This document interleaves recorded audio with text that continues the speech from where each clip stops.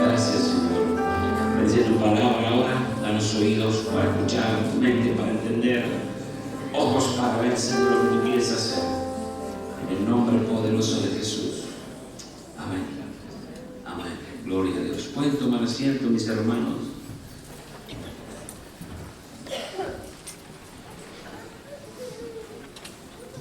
El libro de Romanos, capítulo número 1, versículo número 17, dice lo siguiente: porque en el Evangelio la justicia de Dios se revela por fe y para fe. Como está escrito, mas el justo por la fe vivirá. El apóstol también escribe allí en Gálatas capítulo 3, versículo número 11, y que por la ley ninguno se justifica para con Dios. Es evidente, dice, porque el justo por la fe vivirá. El justo por la fe vivirá. Ahora, estas palabras que San Pablo les escribe a los hermanos de la iglesia primitiva fueron dichas mucho antes, aproximadamente 600 años antes de Jesucristo, por un profeta llamado Habacuc. Y Habacuc dice allí en capítulo 2, versículo 4: he aquí que aquel cuya alma no es recta se enorgullece, mas el justo por la fe vivirá. El libro de Habacuc, hermanos, nos muestra el relato de la caminata de un hombre, una caminata espiritual, un trayecto espiritual que él lleva adelante. Él tiene promesas de Dios para su vida. Dios tiene promesas de Dios para el pueblo.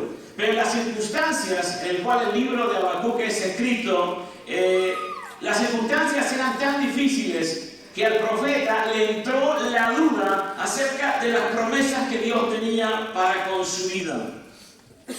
El profeta Habacuc es un profeta preexílico, antes del exilio del pueblo de Dios a Babilonia. Es considerado un profeta menor, no porque sea de menor importancia, sino porque su libro no es un libro extenso. Es interesante que Habacuc no se comporta como otros profetas. Se dice que Habacuc, además de profeta, era un levita, es decir, que tenía a cargo la adoración en el templo. Pero él no es como los demás profetas clásicos. Él, por supuesto, tiene una visión de parte del Señor, pero cuando él se enfrenta al Señor y cuando está en comunicación con Dios, él se presenta delante de él con una pregunta. Por ejemplo, si vemos la historia de Isaías, Isaías dice del rey que en el año que murió el rey Usías, vio al Señor sentado sobre un trono alto y sublime, y sus faldas cubrían el templo, y después uno de los seres angelicales tocó sus labios, y él se pregunta: ¿qué voy a hacer yo siendo un hombre pecador, viviendo en medio de un pueblo pecador? Y allí hay una experiencia tremenda, y él le dice a Dios: Dios, heme aquí, envíame a mí. Pero si leemos el libro de Habacuc, capítulo número 1, el versículo número 2, dice: ¿hasta cuándo, Jehová? Hay una pregunta que le hace. Abramos así el libro de Habacuc. Dice: ¿hasta cuándo, Jehová? Gritaré sin que tú escuches y clamaré a causa de la violencia sin que tú salves. ¿Por qué me haces ver iniquidad y haces que vea tanta maldad? Ante mí solo hay destrucción y violencia. Pleito y contienda se levantan. Por eso la ley se debilita y el juicio no se ajusta a la verdad. El impío asedia al justo y así tuerce la justicia. Habacuc vive en uno de los tiempos más críticos de la nación de Israel. Había abusos por todos lados. Había abuso contra los pobres, había inmoralidad, había un colapso en el sistema judicial. Y si uno ve los primeros capítulos, las palabras que encuentran son iniquidad, violencia. Aparentemente Dios se ha ido de la escena, Dios no se manifiesta, Dios no puede ser hallado en ninguna parte.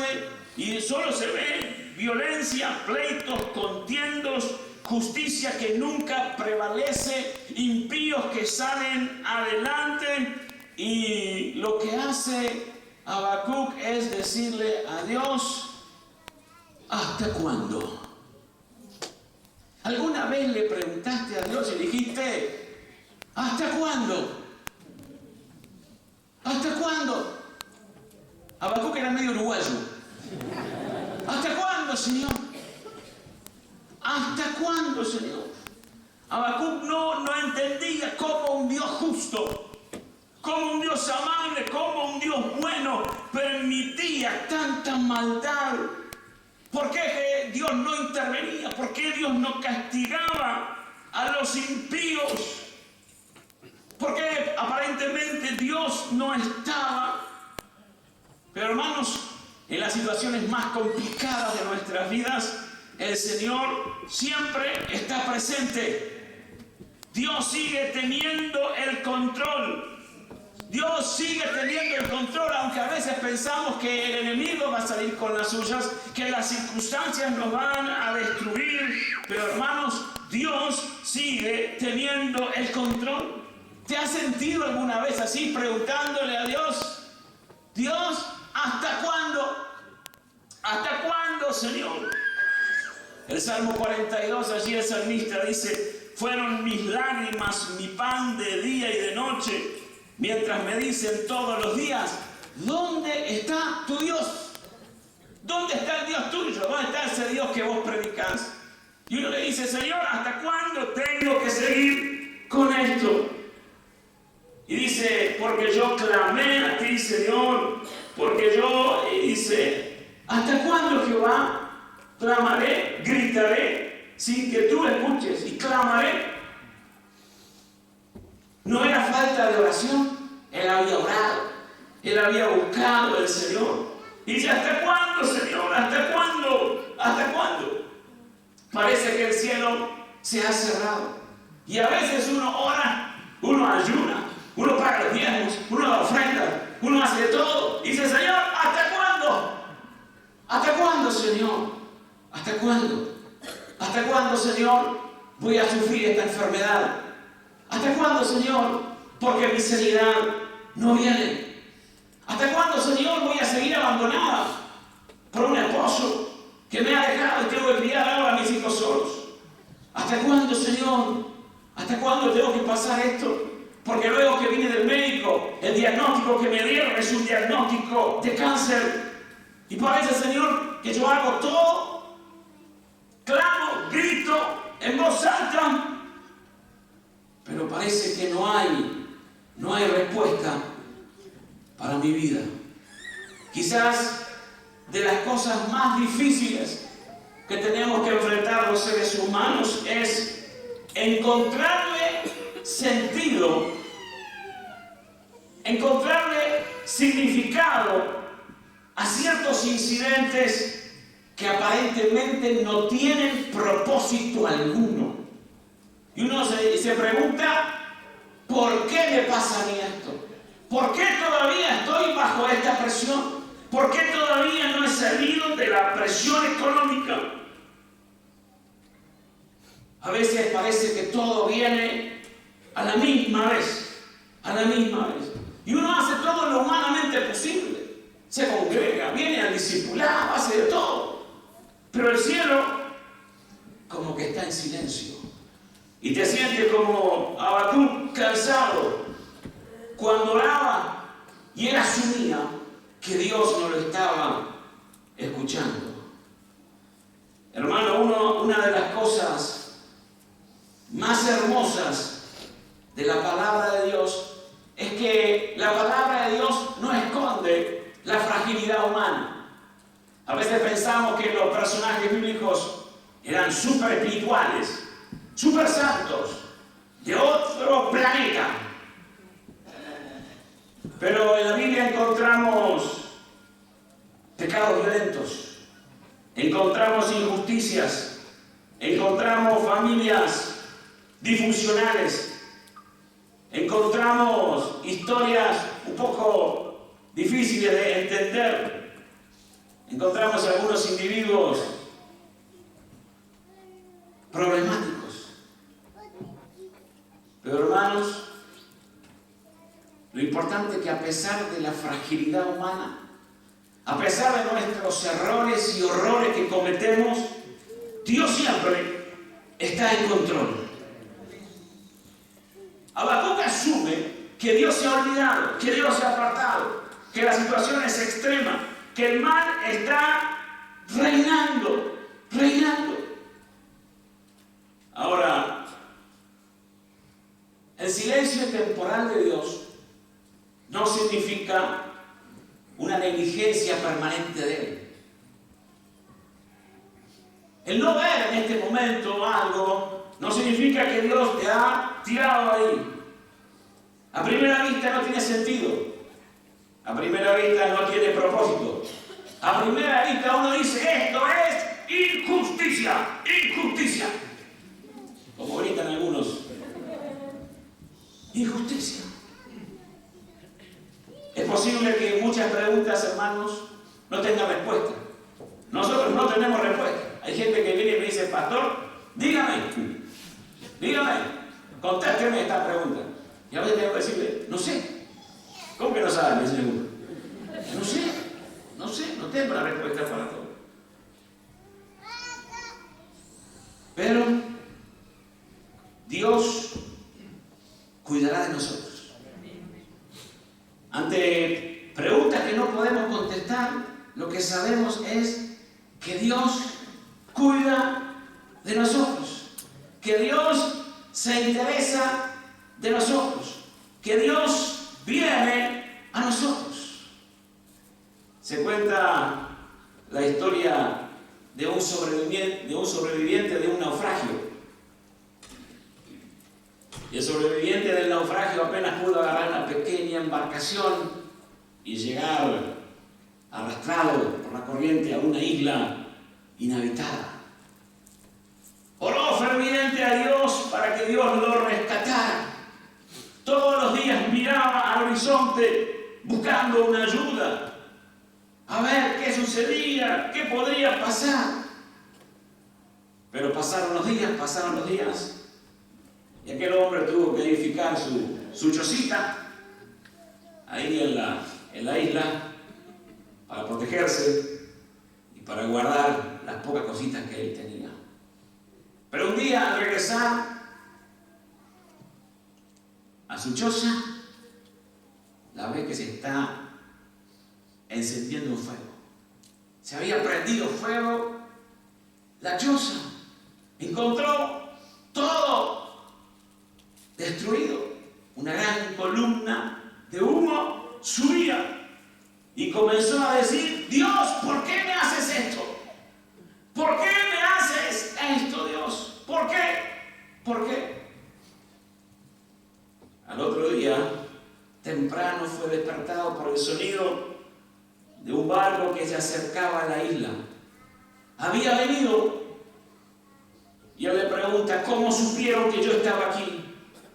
Y ellos le respondieron, vimos la señal de humo que hiciste.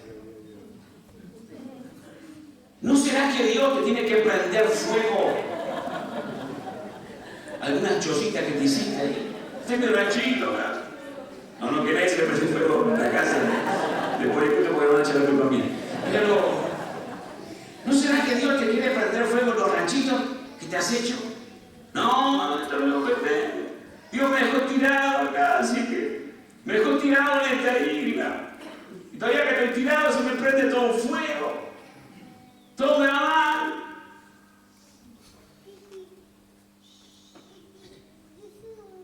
Dios estaba en control. Y ahí estaba el hombre. El hombre se estaba quejando. Ahora, la próxima vez que se te prenda fuego el rancho, es muy probable que sea una señal de humo para una intervención poderosa, sobrenatural, milagrosa de Dios sobre tu vida. No lloré desde que el ranchito. Es una señal. Alguien está viendo, algo Dios está haciendo. No entiende nada el profeta. No entiende nada. Cansado por los eventos que le rodean. Y a veces uno mira a su alrededor, mira a la nación, uno ve que se está viniendo todo abajo. Los fundamentos de esta nación se ven abajo. Hay inmoralidad, aborto, matrimonio igualitario, ley de la marihuana. Yo salí al centro estos días y hay el mes de la diversidad. Pasé por la Rambla y la frase que dice Montevideo está pintada con los colores del arco iris. Y uno dice, ¿qué pasa? ¿Qué pasa? Pero luego del capítulo número 1, luego de las preguntas del capítulo número 1, viene el capítulo número 2. Y Habacuc dice, sobre mi guarda estaré, sobre la fortaleza afirmaré el pie y velaré para ver lo que se me dirá y qué he de responder tocante a mi queja. Él tenía que detenerse. El primer capítulo le dice a Dios, Dios, ¿hasta cuándo todo esto? ¿Hasta cuándo, Señor, voy a tener que pasar todo esto? Pero ahora tiene que detenerse, tiene que escuchar la voz de Dios, tiene que fortalecerse, tiene que permitir que el Espíritu Santo de Dios aclare su mente, aclare sus pensamientos. Tiene que permitir que Dios pueda tomar el control ahora de todas las cosas. Y dice el versículo 2, y Jehová me respondió y dijo, escribe la visión y declárala en tablas para que corra el que la leyere en ella. Aunque la visión tardará aún por un tiempo, mas se apresura hacia el fin y no mentirá, aunque tardare, espéralo, porque sin dudas vendrá, no tardará. He aquí, aquel cuya alma no es recta se enorgullece, mas el justo por la fe vivirá. Esta es una cita súper conocida, la decíamos al principio. Ahora en el capítulo número 2 hay un cambio de pensamiento. Hermanos, en esta mañana tiene que haber un cambio de pensamiento, tiene que haber un clic en nuestra mente. Si hemos estado todo el tiempo diciendo, ¿hasta cuándo? ¿Hasta cuándo? ¿Hasta cuándo? Ahora vamos a detenernos un momento, vamos a tener un momento de reflexión, vamos a escuchar lo que Dios quiere decirnos. Y Dios quiere impartirnos algo. No mentirá, dice, se apresura. Aunque tardare, espéralo, porque sin duda vendrá, no tardará. No tardará. He aquí aquel cuya alma no es recta, se enorgullece. Otra versión, la nueva versión internacional dice, el insolente no tiene el alma recta. El alma, la expresión de nuestra voluntad, es el centro de los sentimientos, del intelecto, de los pensamientos, de las emociones. El alma que se enorgullece. El insolente, el descarado, el atrevido, el irrespetuoso, el irreverente. Eso es lo que significa insolente. Pero nosotros no nos manejamos por lo que sentimos. A veces somos muy almáticos. Si siento, vengo al culto. Si no siento, no vengo. Si siento, diezmo. Si no siento, no diezmo.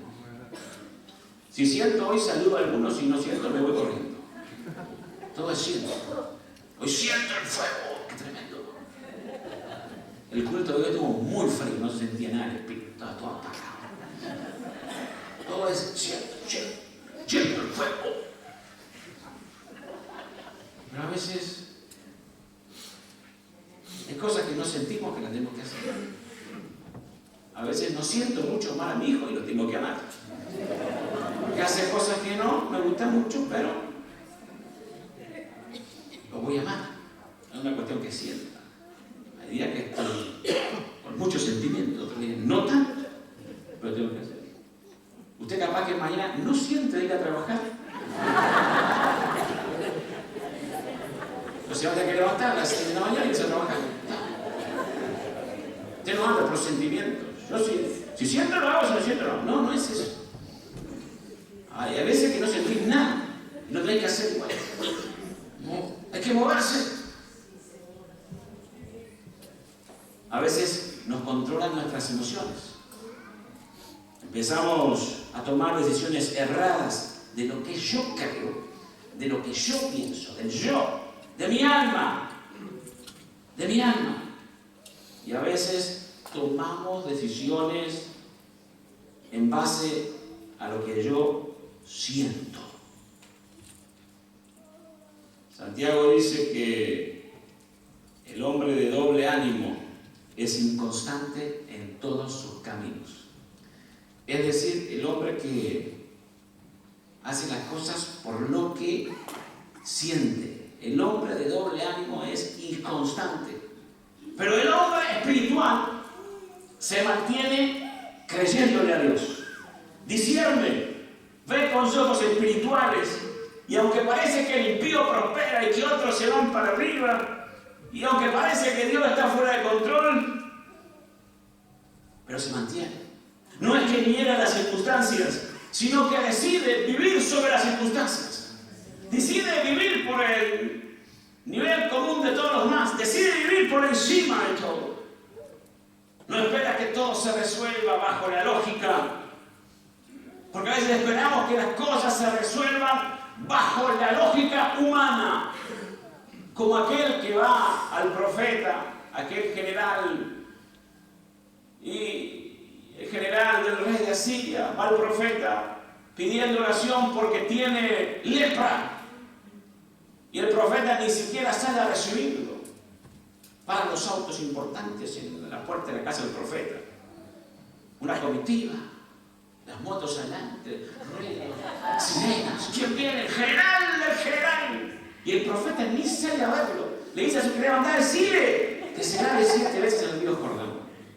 Y él dice, no, a mí tienen que ir a esperar, la alfombra roja, las fotos, que salga bien el diario, que fui a ver al profeta. Y el profeta dice, andá, lavate 7 veces el río Jordán. Y él dice, yo pensaba que iba a salir y que me iba a saludar, me iba a poner las manos, iba a orar, recibe ahora, y yo iba a hacer así. Y el profeta dice, andá, lavate 7 veces. Me voy enojado, no siento que sea el Señor. Pero no anda bien espiritualmente el profeta. Él tenía su estrategia. Mi estrategia es que me va a saludar, que va a orar por mí, que va a imponer las manos, que va a pasar esto y voy a estar sano en ese momento. Esas son tus estrategias humanas, carnales. Dios tiene otra cosa. A Dios yo a veces no lo entiendo. Jesús agarró con pie en tierra y le puso barro a un ciego. Y uno dice, ay, ¿qué? Me acaba de vomitar. La cosa que funcionó. Ciego salió bien. No sé. No me pregunte pues por qué. La propiedad de la saliva, no. Y a Dios lo quiso hacer así. ¿Es lógico? No. Yo prefería otra cosa. Si fuera el ciego.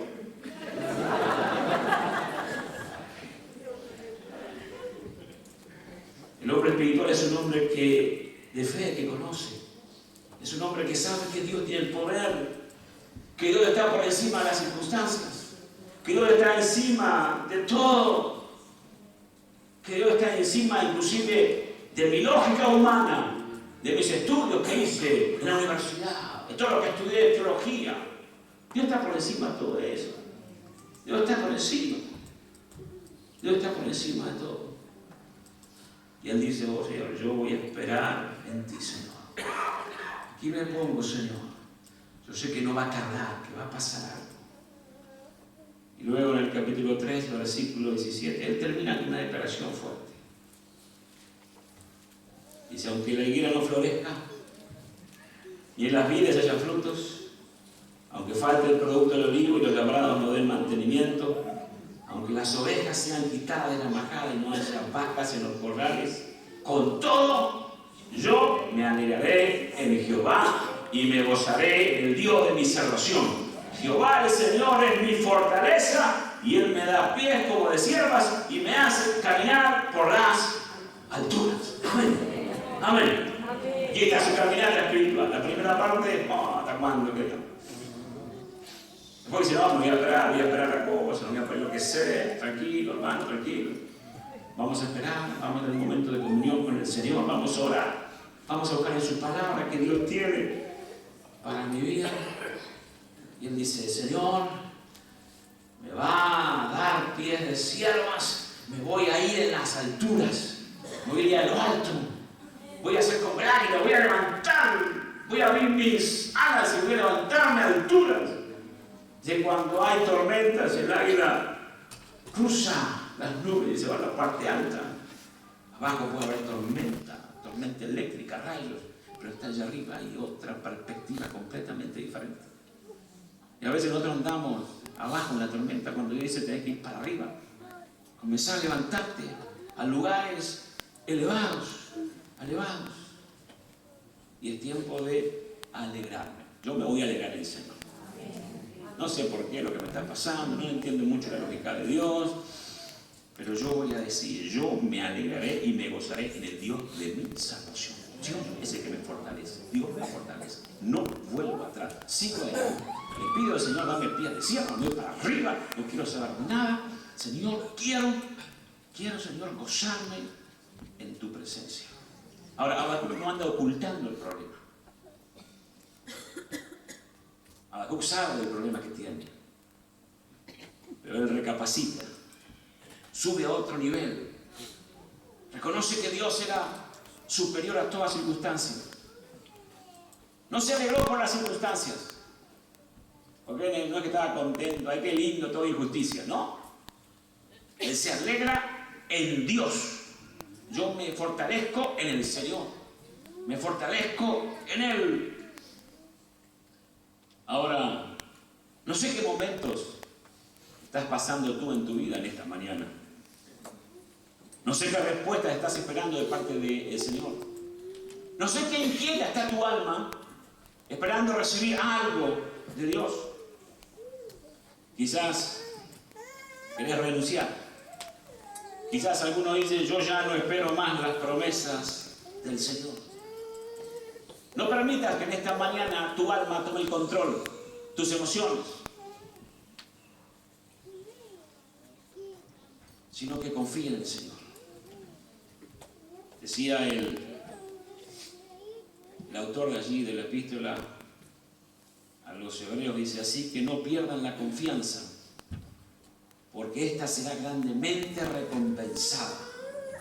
Ustedes necesitan perseverar para que después de haber cumplido la voluntad de Dios, reciban lo que Él les ha prometido. Pues dentro de muy poco tiempo, el que ha de venir vendrá y no tardará. Pero nosotros no somos de los que se vuelven atrás, sino de los que tienen fe y preservan su vida. En esta mañana dile al Señor, Señor, sobre mi guarda estaré. Esperaré en ti, Señor. Obedeceré tu palabra. No me rendiré ante las dificultades de la vida. Señor, seguiré creyendo en tus promesas. Señor, caminaré en fe. Caminaré, Señor, por encima de toda situación. Y, Señor, pronto veré tu gloria. Se apresura. Se apresura. Cree porque se apresura. Se apresura. Algo se apresura. Algo se apresura para nuestras vidas. Señor, esta mañana queremos adorarte a ti, queremos bendecirte, Señor. Señor, gracias por esta mañana y esta oportunidad de estar aquí en tu casa, en tu nombre reunidos, Señor. Quizás en esta mañana hayamos venido también con la misma pregunta de Habacuc. Le estamos diciendo a Dios, ¿hasta cuándo, Señor? ¿Hasta cuándo voy a lidiar con esta enfermedad, Señor? ¿Hasta cuándo voy a lidiar con la enfermedad de mi hijo? ¿Hasta cuándo voy a lidiar con esta soledad? ¿Hasta cuándo voy a lidiar con este problema económico? ¿Hasta cuándo voy a lidiar con este estigma que tengo, Señor? ¿Hasta cuándo? ¿Hasta cuándo, Señor? El Señor conoce, el Señor sabe. El Señor conoce cada rincón de tu corazón, el Señor conoce cada movimiento de tu vida, Él sabe. Sabe de las luchas, de las pruebas, de las necesidades que has tenido que pasar. A Dios no se le pasa nada. A Dios no se le pasa nada. Y por eso en esta mañana la iglesia, acércate. Hemos tenido momentos en que le hemos cuestionado a Dios muchas cosas. Pero Habacuc recapacita. Dice, me voy a poner en la presencia del Señor. Voy a esperar en Él. Y luego Él dice, yo me voy a alegrar, me voy a gozar en el Dios de mi salvación.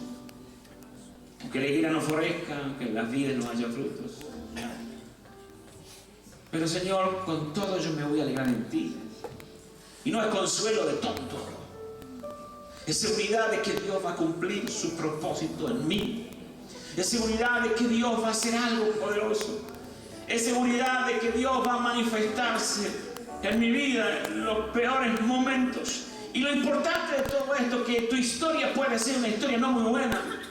Tu historia puede ser una historia de las peores. Pero quiero decirte algo, que la conclusión de tu historia es la mejor conclusión que ha existido.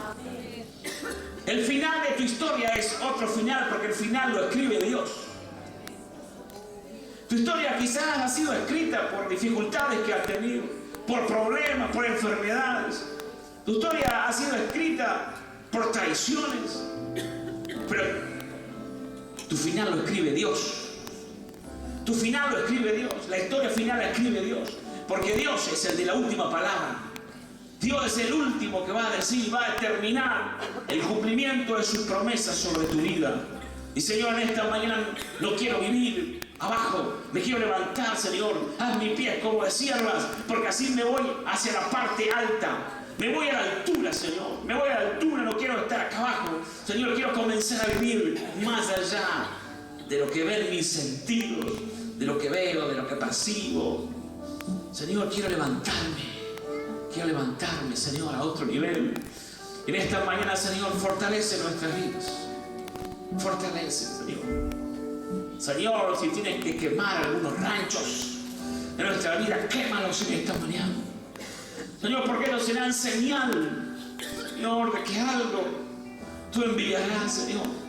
Señor, a veces nos aferramos a cositas que tenemos aquí. Nos aferramos, Señor. Pero, Señor, tú quieres llevarnos a otro nivel. Tú quieres llevarnos, Señor. Tú quieres ministrar a nuestras vidas. Tú quieres restaurar, tú quieres sanar, Señor. Tú quieres hacer algo poderoso. Señor, yo quiero adorarte en esta mañana. Quiero bendecirte. Señor, quiero que tú fortalezcas la vida de cada uno de mis hermanos, Señor. Y yo en esta mañana declaro tu favor y tu misericordia, Padre. Declaro, Señor amado, que tú no te has olvidado. Declaro, Señor amado, que tú eres fiel y poderoso. Creo, Señor, que tú todavía tienes algo grande, Señor. Algo que está a punto de acontecer. No se tardará, le dijo Dios, no se tardará. Pero mientras tanto, nos gozaremos y nos alegraremos en el Dios de nuestra salvación.